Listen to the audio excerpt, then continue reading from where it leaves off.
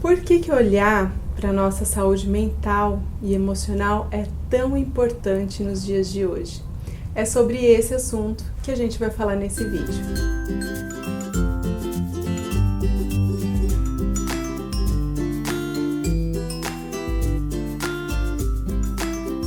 Olá, se você está chegando no meu canal aqui hoje, eu sou a Renata Conrado, mãe da Alice de 4 anos, sou coach de crianças, de pais e de professores. E hoje eu trouxe aqui uma amiga, a Ju, a gente fez psicologia juntas. Tudo bom, Ju? Tudo bem, prazer pessoal, obrigada pelo convite. Eu sou Juliana, mãe da Fernanda de 7 anos e da Giovana de 5. E eu trouxe a Ju aqui porque ela acabou de passar por um processo de transição de carreira.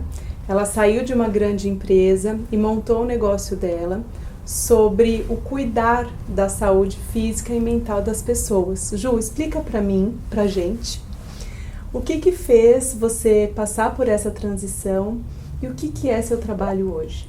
Tá. Bom, eu acabei de passar, tô fresquinha aí por esse processo de transição de carreira. Faz um mês que eu pedi demissão. Eu estava há 19 anos na área de recursos humanos de uma grande empresa e durante todo esse tempo eu sou formada em psicologia, a minha pós foi em psicologia da infância na área hospitalar. Então, mesmo tendo trabalhado em clínica e em hospital, meu foco sempre foi empresa, né? Mas durante esses 19 anos, eu fiz vários cursos e voltei a atender. E nos últimos tempos, principalmente no último ano, eu percebi que o estilo de vida que eu estava levando estava me adoecendo, né? E esse foi um dos principais motivos para eu virar a chave e decidir que era hora de mudar, né?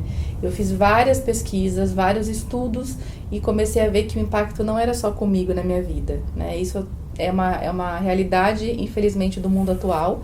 Hoje a gente tem números que chegam a assustar, né? Então a gente tem dados da Organização Mundial da Saúde dizendo que mais de 300 milhões de pessoas vivem com sintomas de depressão.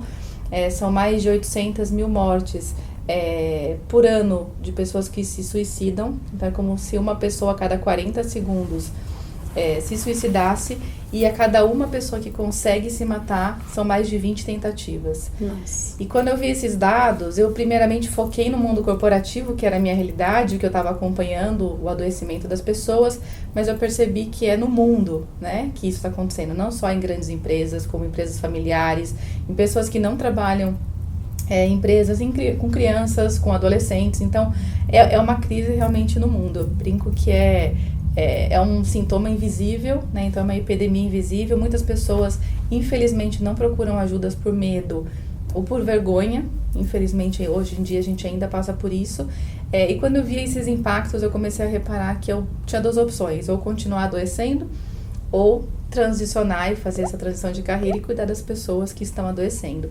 E essa foi a minha opção, né? E que é hoje sua missão, seu minha propósito. Missão, exatamente. Então hoje, uma das coisas que mais pegou pra mim nessa tomada de decisão e para empreender foi quando eu percebi que todos esses impactos não estavam simplesmente adoecendo a Juliana, mas estavam tendo impactos nas vidas das minhas 2 filhas.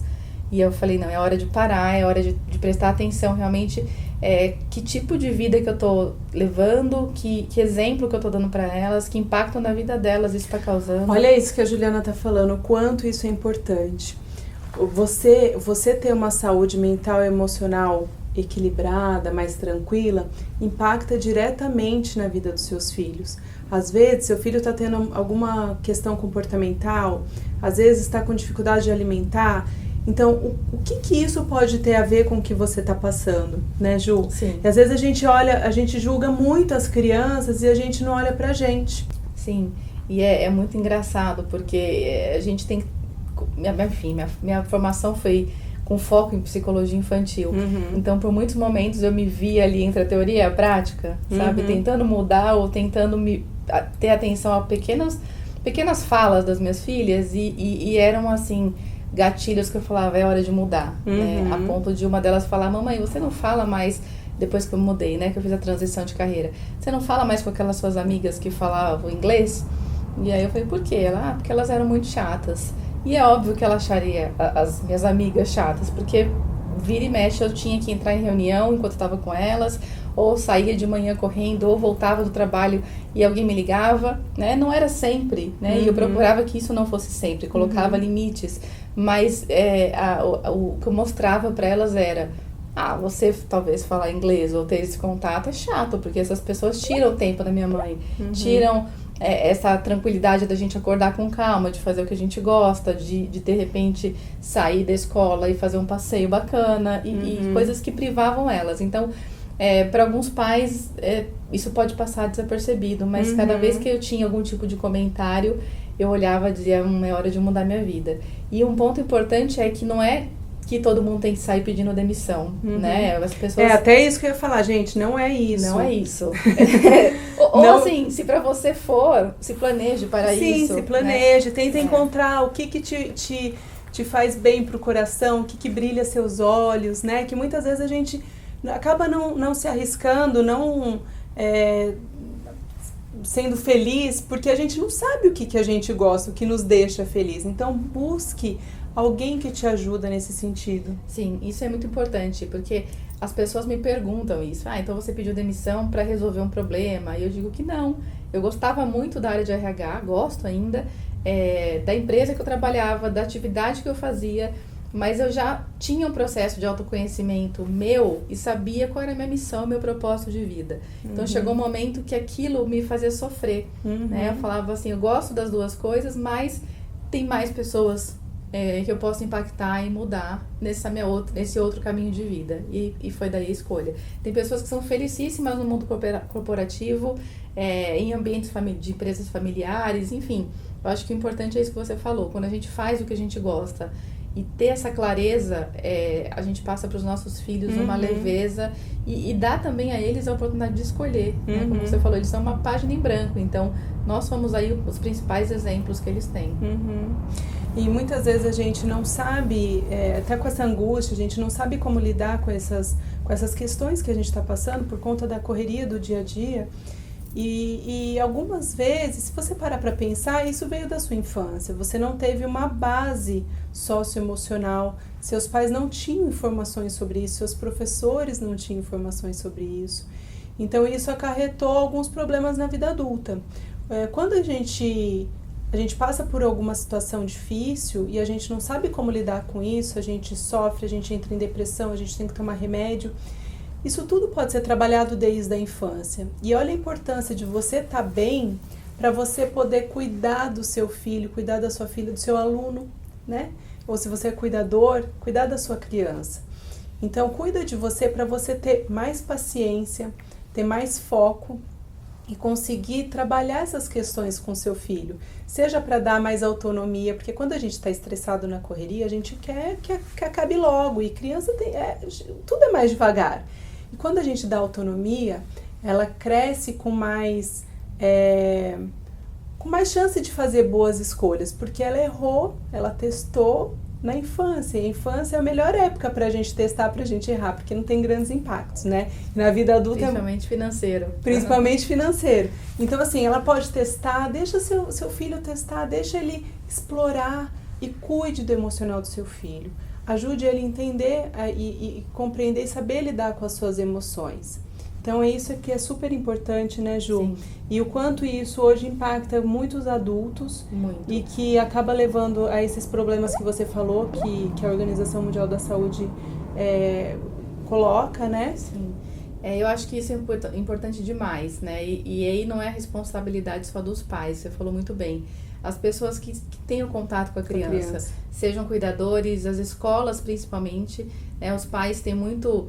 a gente vê ainda muito isso, a discussão de quem é responsável pela educação da criança. Cada um tem o seu papel, não tem uma responsável maior. A escola tem um papel fundamental na formação. E muitas vezes, hoje, as crianças passam muito mais tempo nas escolas do que com os pais. Né? Então, obviamente, que a responsabilidade maior é dos pais. Mas todo mundo que tem o contato com a criança tem um papel aí, é responsável junto. Né? Então, hoje não tem como a gente não olhar para essas crianças, para o mundo, mas falando aqui das crianças, para essa questão emocional, de colocar os sentimentos, de conseguir se expressar. Porque a gente está falando dos nossos futuros líderes de empresas, de governo, de corporações, de bancos, enfim. da nossa sociedade, né? Então, se a gente não trabalhar na infância, dificilmente a gente consegue mudar esses comportamentos em um período adulto. Eu falo isso porque hoje você falou de crença limitante. Muitas das pessoas que eu atendo, os seus problemas principais estão em crenças que foram ocasionadas na sua infância. E às vezes sem querer, a gente, Sim, como vezes. pai, mãe, a gente acaba passando isso para a criança, né? E não é à toa, gente, que o socioemocional, as habilidades e competências socioemocionais têm que estar inseridas na escola até o ano que vem, até 2020. Isso está nas novas diretrizes da Base Nacional Comum Curricular, e os professores, todos os educadores, auxiliares, coordenadores, todos da escola tem que estar alinhado com isso, tem que trabalhar essas habilidades e competências com as crianças. E eu queria colocar 2 experiências que eu tive na minha infância. Uma, quando eu tinha dificuldade de aprender, de tirar boas notas, e eu realmente tinha dificuldade de aprender. E aí uma tia minha, que era psicóloga, ela não fez terapia comigo, mas ela me atendeu nessa questão, né? Ela me ensinou a estudar. E desde aí eu quis ser psicóloga, porque ela me ajudou. Então, olha a importância que você, pai, você, mãe, tem na vida do seu filho, de ajudar, de ter essa compreensão da necessidade da criança e de dar o suporte que ela precisa. E outra experiência que eu tive, que era uma experiência muito ruim e que talvez até por isso tenha me prejudicado na escola, que tinha uns 2 professores e uma especificamente, ela me chamava a atenção por bobagens, assim, no intervalo do retorno para a escola, me humilhava, chamava minha atenção na frente dos colegas, e o quanto isso prejudicou a minha vida. E você, professor, a criança vai aprender com você se ele gostar de você. Então, se você está nessa área, se você tem essa missão na sua vida, cuide com carinho, olha para cada criança de forma individual, sinta a necessidade dela e ajude ela a aprender da melhor forma e a gostar de você. Porque quando ela gosta de você, ela aprende. Né, Ju? Isso. Nossa, Até fiquei emocionada agora. Eu fiquei também, porque você falando, foi passando um filme dos professores que eu tive na minha vida. Eu venho de família de professores. Minha avó era professora, minha mãe. Então, eu sempre dei muito valor para os professores que eu tinha ali. Uhum. E há pouco tempo eu tive a oportunidade de reencontrar, por conta das redes sociais, 2 grandes professoras, tive várias, mas a que me ensinou a escrever e uma que num momento muito crítico da minha vida foi a peça-chave de chegar separadamente, me dar um cartãozinho numa Páscoa. Ela deu os ovinhos, o coelhinho na época, não lembro o que era, para cada criança. Ela sabia que eu estava passando por um momento crítico na minha vida, e ela escreveu assim, te adoro, diferente das outras crianças, né? E aquilo para mim foi o que eu precisava como naquele momento, né? Então, hoje eu vejo essas 2 professoras e escutar, olhar para elas e poder agradecer pelo que eu sou e pelo exemplo que eu tive, né, de ensino e de profissionais que eu tinha ali. E se a gente for pensar, hoje a diferença de idade é muito pouca, né? Na época parecia que elas eram muito mais velhas. E hoje eu vejo a importância que a gente tem no papel dos nossos filhos, né? Que eles também têm esses professores, muitas vezes são muito jovens, como eram as minhas na época, que eu achava que elas eram super mais velhas, mas elas tinham 19, 20 anos na época, né? E que muitas vezes esses profissionais um primeiro emprego ou está começando e não consegue ter noção do impacto que isso vai ter na vida das crianças. E é uma profissão que eu me emociono mesmo, porque é o que pode mudar nosso país, nosso planeta, enfim, o mundo todo. E sabe o que é importante também de toda essa experiência que eu tive, né, boas e ruins, é que hoje isso é o foco da minha missão. Então eu ajudo professores, eu ajudo pais e ajudo crianças a serem felizes, a atingirem, conquistarem seus objetivos. E é por isso que eu tô aqui. Então, se você quiser saber um pouco mais do meu trabalho, acessa meu site, renataconrado.com.br.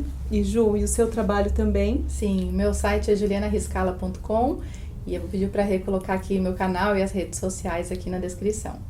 É isso mesmo, vou colocar tudo aqui no box de informações. E eu e a Ju, a gente tem feito uns trabalhos lindos de palestras. A gente estreitou uma parceria aqui, Ju, bem legal, né? Sim. A Ju tá aqui em São Paulo, em Moema, eu também. Então, de tempos em tempos eu faço palestras aqui. Então, se você é de São Paulo, entra lá no site da Ju, entra nas nossas redes sociais, que sempre tem um monte de informações, de encontros super legais para vocês. Tá bom? Ju, obrigada. Obrigada, Rê. Gente, espero muito que vocês tenham gostado e tchau, até a próxima. Tchau, gente. Até mais.